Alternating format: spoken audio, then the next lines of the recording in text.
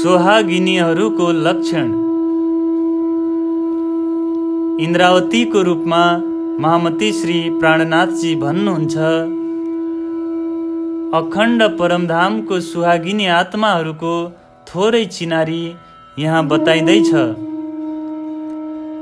उनीहरूले कदम कदाचित परमधामलाई भुलिहाले भने पनि उनीहरूको अन्तर्दृष्टि परमधाममै लागिरहेको हुन्छ।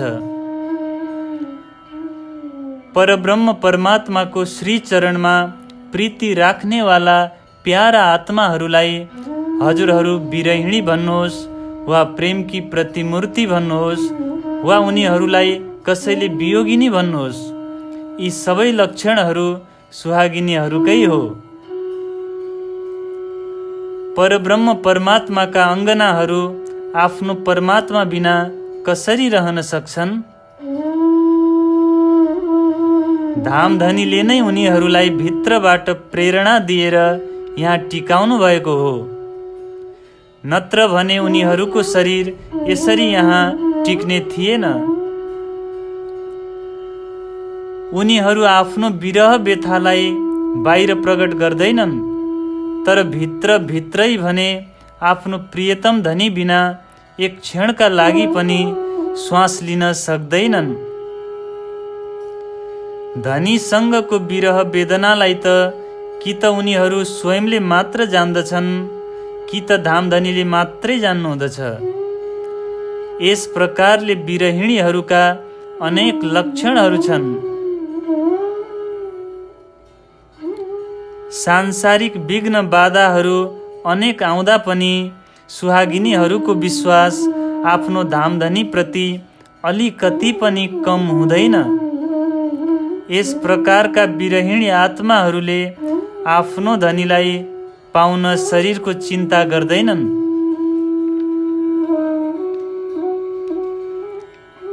सुहागिनीहरूका रहन सहन आहार विहार सबै सादा सात्विक हुँदछ। यस प्रकारका निर्मल हृदय भएका सुहागिनी आत्माहरूले कहिल्यै पनि कसैको दिलमा चोट पुर्याउँदैनन्। उनीहरू स्वयं आफूलाई चिन्नका लागि खोज गर्दछन्, साथै आफ्नो घर परमधाम र आफ्नो धनी पूर्ण ब्रह्म परमात्मा एवं आत्मा जागृति हुने अन्तिम समयको खोजीमा रहन्छन्। जबसम्म उनीहरूलाई क्षर अक्षर भन्दा पर अक्षरातीतको प्राप्ति हुँदैन, तबसम्म उनीहरू खोजी गर्नमा थाक्दैनन्। उनीहरू प्रत्येक दिन खोज्दै ज्ञानको सिँढीहरू चढ्दछन् र नयाँ नयाँ विचारहरू गर्दछन्। खोजी गर्ने क्रममा यी आत्माहरूले संसारदेखि परमधामसम्म खोजी गर्दछन्। प्रतिपल आफ्नो धनीको गुणानुवाद सुन्नुमा नै उनीहरूलाई आनन्द प्राप्त हुँदछ। यी सुहागिनी आत्माहरूले तबसम्म खोजी गर्दछन् जबसम्म उनीहरूलाई पूर्ण ब्रह्म परमात्माको प्राप्ति हुँदैन। परमधामलाई नपाएसम्म उनीहरूबाट रात दिन विरह छुट्दैन। यस प्रकारका आत्माहरूको हृदय पहिलेदेखि नै निर्मल भएको हुँदछ। त्यसमाथि आफ्नो धनीलाई स्मरण गरेर उनीहरू दिन प्रतिदिन झन् धेरै प्रकाशित हुँदछन्। यस्ता आत्माहरू पिया मिलनको आशामा आफ्नो शरीरको पनि चिन्ता गर्दैनन्। यस्ता सुहागिनी आत्माहरू विचार गर्दै विचारको गहिराईसम्म पुग्दछन्। आफ्नो प्रियतमको सत्य वचनले यस्ता सुहागिनी आत्माहरूको शरीरको रोम रोमलाई छेदन गर्दछ। यदि उनीहरूको मुखबाट परमधामको विषयमा केही शब्दहरू उच्चारण मात्र भयो भने पनि त्यति नै खेर उनीहरूको शरीर गलीगात हुन पुग्दछ। उनीहरू आफ्नो धनीको शब्दहरूमा स्वयं आफूलाई समर्पित गरिदिँदछन्। उनीहरू एकै क्षणमा आफ्नो प्रियतमसँग खेलिरहेको अनुभव गर्दछन् त फेरि एकै क्षणमा हाँस्दै आफ्नो धनीको गुणानुवाद गाउँदछन्। फेरि अर्को क्षणमा उनीहरू रुँदछन् पनि। उनीहरूलाई म के गरिरहेको छु भन्ने कुनै पनि प्रकारको सुधि नै रहँदैन। वास्तवमा सुहागिनी आत्माहरूको रीति नै यस्तै छ। सुहागिनी आत्माहरू आफ्नो प्रियतमको कुरा गर्दै कहिले खेल्दछन्, कहिले हाँस्दछन् त कहिले पियाको गीत गाउँदछन्। प्रियतमको विरहमा उनीहरू कहिले रुन्छन्, कहिले छटपटिन्छन् त कहिले पियाको कुरा गर्दै मूर्छित हुँदछन्। आफ्नो प्रियतम धनीलाई चिनिसकेपछि उनीहरू धनीको वियोग सहन गर्न सक्दैनन्, किनभने उनीहरू प्रियतम धनीका अङ्गनाहरू हुन्। जबसम्म सुहागिनी आत्माहरूलाई आफ्नो धनीको बारेमा सुधि थिएन, तब पनि उनीहरूको हृदयमा परमात्मा धनीको वास थियो। जब उनीहरूलाई धामधनीको सुधि मिल्यो, तब उनीहरू धामधनीप्रति समर्पित हुनका लागि तत्पर भए। जो परमधामका सुहागिनी आत्माहरू छन्, उनीहरूले आफ्ना यी लक्षणहरूलाई चिनुन्। मैले सुहागिनीहरूलाई चिन्ने लक्षणहरू यस प्रकारले प्रकट गरेको छु। सुहागिनी आत्माहरूको प्रेमको अरू पनि यस्ता धेरै गुह्य लक्षणहरू छन्, जबकि अहिले त ब्रह्म आत्माहरू नै स्वयं प्रकट भएका छन्। अब त सबैलाई यस्तो लक्षणहरूको बोध हुनेछ। हे सुन्दर साथजी, हजुरहरू सुहागिनी आत्माहरू हुनुहुन्छ। यो मेरो कुरालाई हृदयबाटै बुझ्नुहोस्।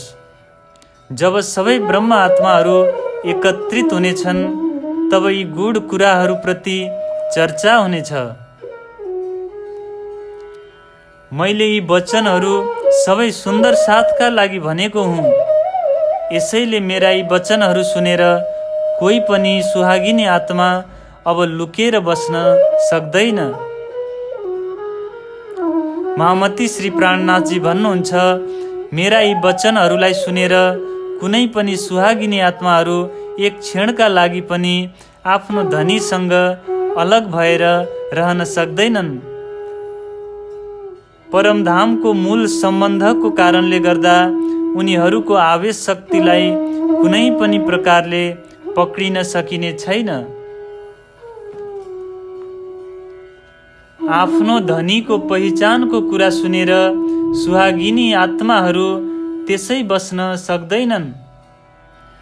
जब दुनियाँको जीव पनि आफ्नो प्रियतमको कुरा सुनेर त्यसै बस्न सक्दैन भने ब्रह्मधामका ब्रह्म आत्माहरू आफ्नो धनी बिना झन् कसरी रहन सक्छन् र?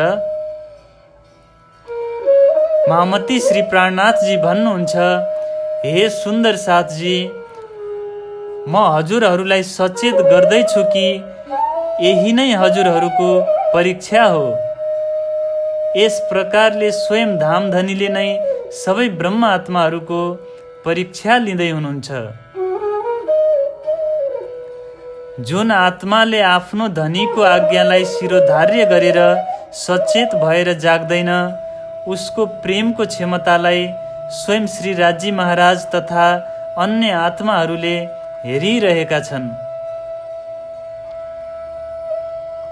जसले यी वचनहरूलाई सुनेर पनि परमात्मा प्रति उत्सुक हुँदैन, उनीहरूमाथि ठुलो हाँसी हुनेछ।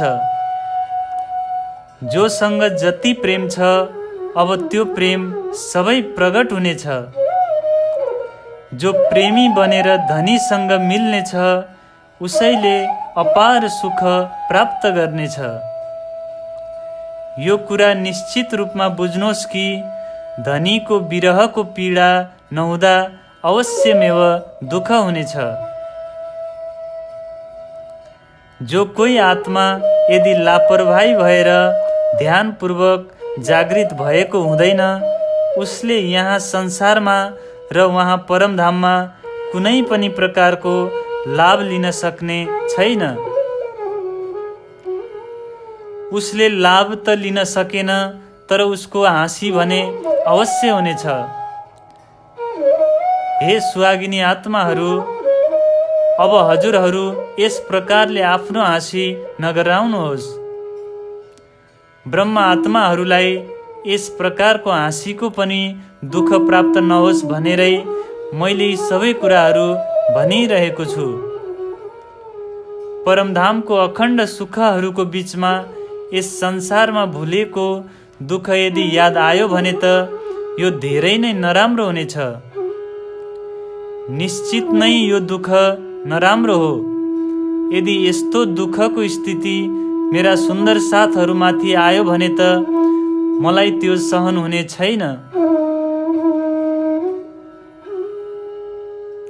परमधाममा जागृत हुँदा श्री राजजीले हजुरहरूको हाँसी नगर्नु भए पनि हजुरहरूको हृदयमा यस्तो कुरा आउनु हुँदैन।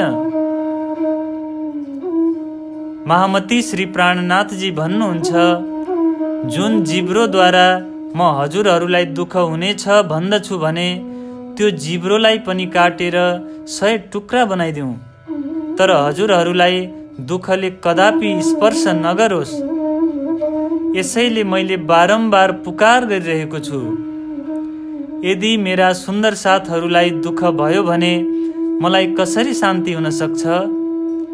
किनकि म र हजुरहरू एकै घर परमधामका हौँ। हाम्रो आत्मा अलग अलग छैन।